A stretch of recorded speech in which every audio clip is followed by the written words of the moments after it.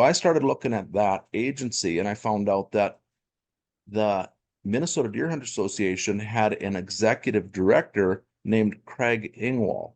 Who is Craig? And I started looking up on Craig. He's an attorney that got hired at the Minnesota Deer Hunter Association.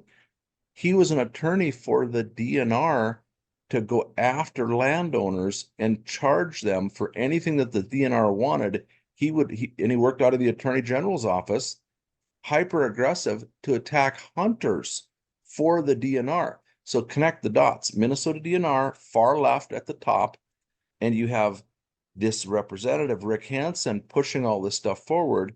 And then a DNR attorney hijacks the Minnesota Deer Hunter Association.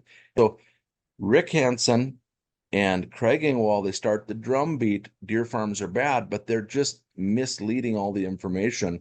And it doesn't matter, they have an agenda. But MDHA is also supporting the DNR in massive culls of wild deer. They're culling off massive amounts of deer. They're culling deer in March, shooting pregnant does.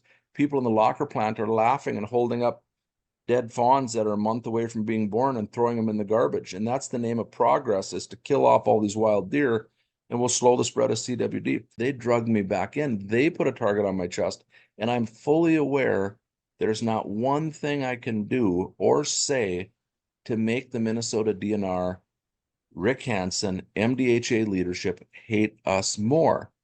Well, how can I say that? Because they passed laws to kill our industry and we're shooting doe fawns and throwing them in a pit. What else? What can I? There's nothing I can say to make them. I tried to have meetings with these people. Can't have a meeting. They're just dug in and this is what they're going to do. But I think it was Thomas Jefferson that made a quote, the man in the ring, look it up, the man in the arena.